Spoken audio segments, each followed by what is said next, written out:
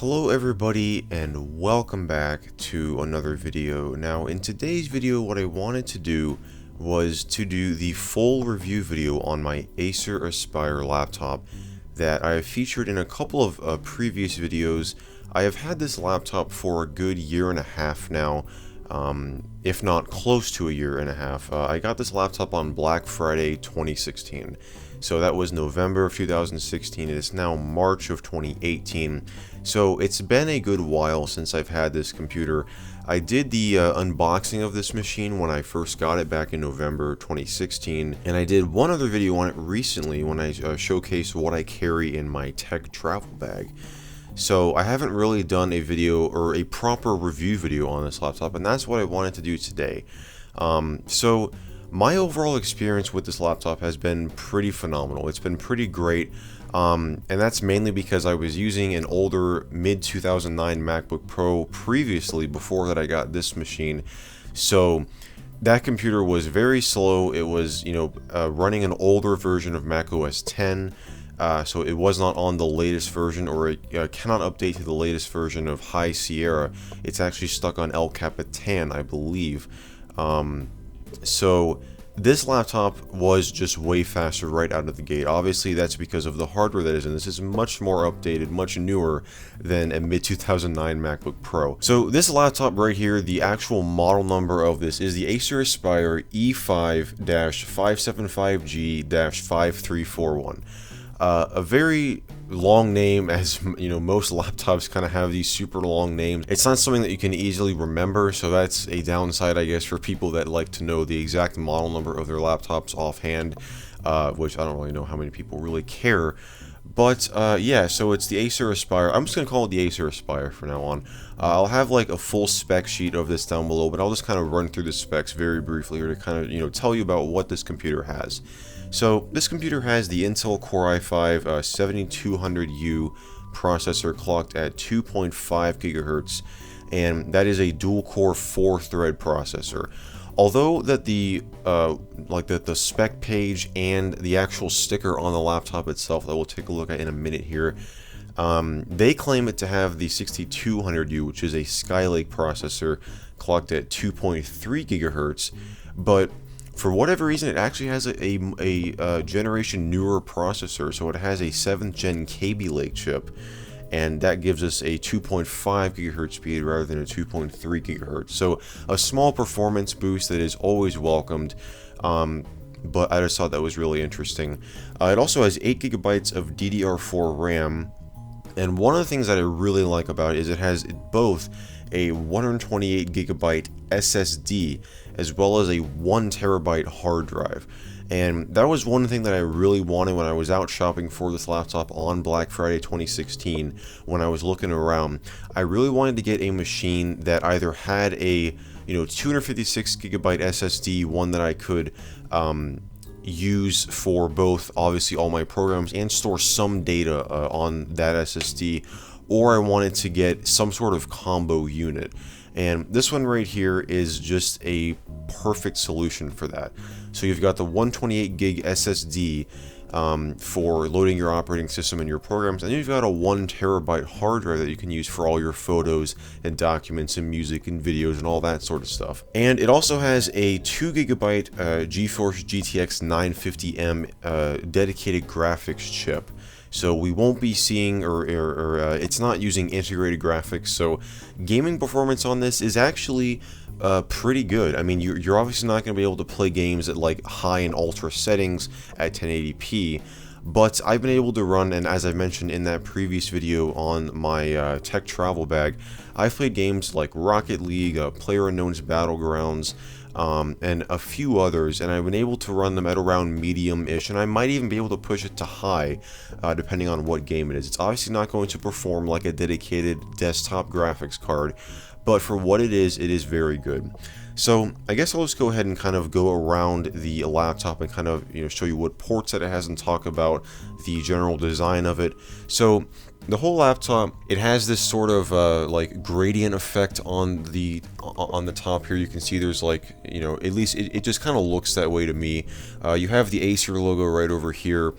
And one of the, I mean, it's not really like a downside for me, but if you are coming from something like a MacBook and you're used to that aluminum design that feels really high quality, this machine right here is made out of plastic. The whole thing is made out of plastic, so depending on if you like your laptop to feel premium, that is probably going to be a downside for you. For me personally, I don't really care, because this laptop, as I said, I've not really had any issues with it. It's just been great. So if it's made out of plastic, you know, oh well, it's not really that big of a deal. Would I like it to be made out of aluminum? Sure. I mean, I'm sure most people would want that, but for what you're getting, it's a very decent laptop. This computer, you can actually buy it on Amazon right now for $679. So that is the like sort of price point. I forget what I paid for it on Black Friday, but it's $679 regular price. So that is the price point that you should keep in mind as I'm going through the whole review here. So I'll go ahead and go around and show you what ports that it has. So on the left side here, right off the bat, we've got a USB-C port right there, so that is pretty awesome. We also have your Kensington lock over here.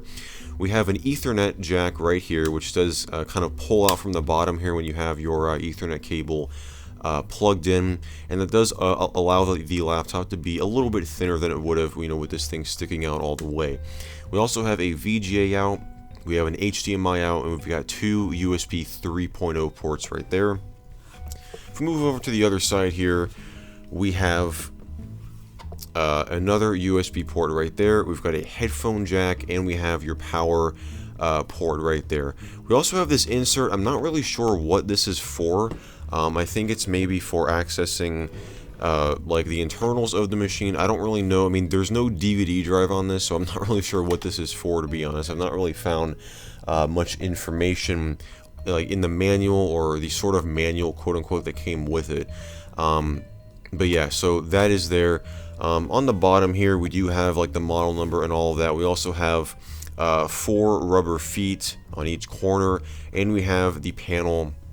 Let's go ahead and bring this down here. We have the like sort of access panel right here, which I believe will allow you to access things like your battery and your memory if you want to do upgrades to those. So we also have some vents here as well. I've not really had, I mean, like I said, there's also an SD card slot on the front there, so that is definitely very useful if you are a content creator like me. I really don't do a whole lot of video editing on this, so I've never really used that SD card slot. But if your intentions of buying this computer is to do a lot of content creation on it and a lot of video editing, it's very nice to have a dedicated SD card slot. One of the things that I was really looking for when I was out purchasing this computer, or when I was out shopping for a computer, I wanted something that was kind of the best of both worlds. I didn't really want to pick up something super high-end that's super bulky, that's just for gaming and just for like high-end video editing, sort of like one of those really thick laptops that have like a desktop graphics card in it and all of that kind of stuff. That is, of course, super high-end, and it's obviously a lot more expensive. But I also didn't want to get something that's super cheap and can't really do anything except browse the web.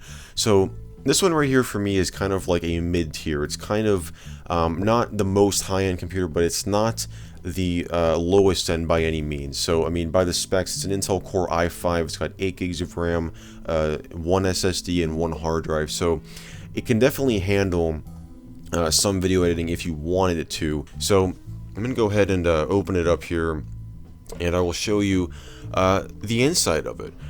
So this is the little spec sticker right here. I'll go ahead and pan this down and kind of zoom in to show you a little bit more about the specification. So it's an Aspire E15 is like the not the model number, but like the product name, I guess, of it, and it's certified for Skype for Business, whatever that means, because there is a webcam on this as well.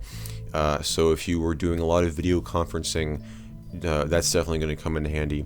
And here is where it does claim that it has the Core i5-6200U 2.3 gigahertz, and which I just thought was really funny, and I was really confused. I was like, did I get like a missed badge system? Like, did I get one that was that was misprinted with this sticker, and it should have been misprinted, or it should have been printed with the other sticker?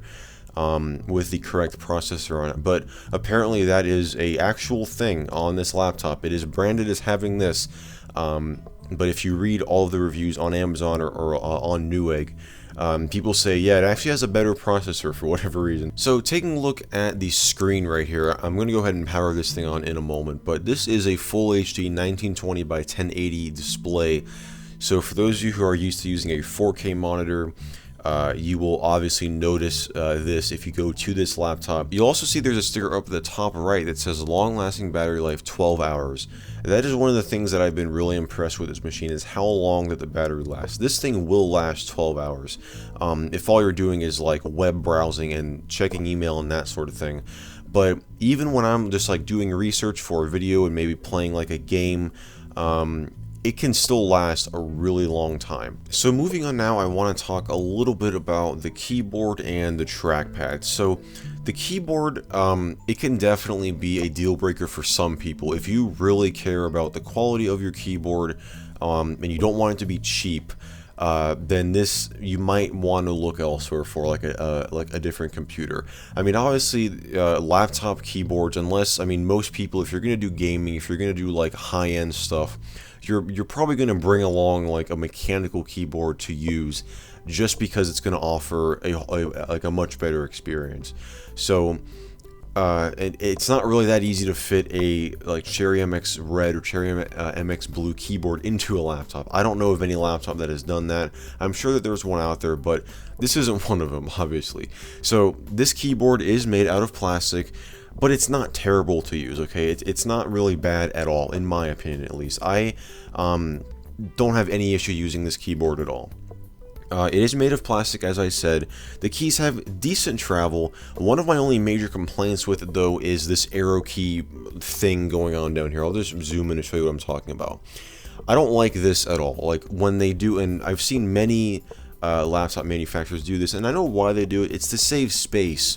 But I don't like how they have these like half keys here for the up and down arrow keys, and both of these combined are the same size as this one over here. So I don't like that at all. One of the things that took me a while to get used to was the trackpad placement. It is placed off center to the left, so it's not in the center of the computer, it's more to the left. So pretty much every laptop that I have used in the past always has the trackpad in the center. So I found myself many times just naturally being over here, and I was when I would click on like the right click button, so I would open up like a context menu. So it just took me like a little while to get used to move my hand kind of over here, so that I was using it more in the center. So that's something that is just going to take time to get used to.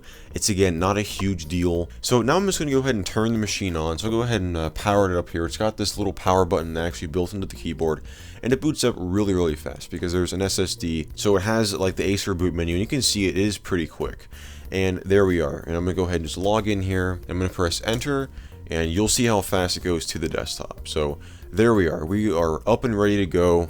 I'll go ahead and zoom in. I mean, sorry if it looks a little bit washed out. Just the way that the camera is, it looks kind of washed out. But that was a huge thing for me because again, I came from an older MacBook Pro where it had a traditional style hard drive. I was used to the slow speeds of that hard drive, and it would just take a while to, I mean, it wasn't like a super long time, maybe like probably close to 5 minutes, so it wouldn't take long to boot up, but it just felt really slow. Opening programs took long, and that's because it was from 2009. It had like an older hard drive in it. It wasn't very pleasant to use. So when I switched to this, that was the first thing I noticed is, wow, this is super fast. And that's obviously because of that SSD. But what's great about it is, as I mentioned, you also get that hard drive, so you have that extra space if you would need it. So I'll just go ahead and open up. We'll do, let's go ahead and I'll go in here and go to PC. Let's do this PC and go to properties here. So yeah, this is it right here. This is the full spec sheet, I guess, or not really spec sheet, but the Windows About box. So it comes shipped with Windows 10 Home.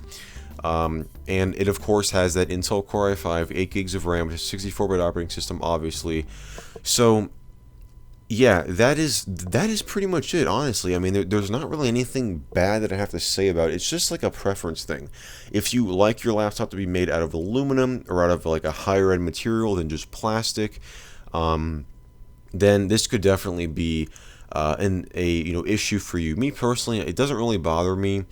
I just like that the thing works, that the battery lasts a long time, that it's super fast with that SSD, and it's just, like I said, I've not really had any issues with it. I mean, I feel like I just keep saying the same thing, but there's just not really anything bad that I have to say about it. It just comes down to your preference. So that is pretty much going to wrap it up for this video. This recording has gone on for 30 minutes, so I'm going to definitely have to do some editing to kind of condense that down, but I will leave the Amazon link to this product down below in the video description. So if you are interested in maybe checking this out, there is a newer version of this actually, called the Acer. Let me check it here what the model number is.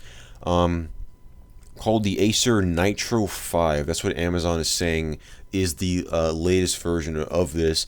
It's $749 instead of $679, but you are getting a Core i5-7300HQ, a GTX 1050 Ti, and a 256 gig SSD rather than the 128 gig. So there's definitely, I mean, if you want to spend like $1,200 on a much higher end laptop, you're going to get better specs than this. But for me, this was just a great compromise, and it does everything that I needed to do. So yeah, that is pretty much going to wrap it up for this video. I hope that you guys enjoyed it.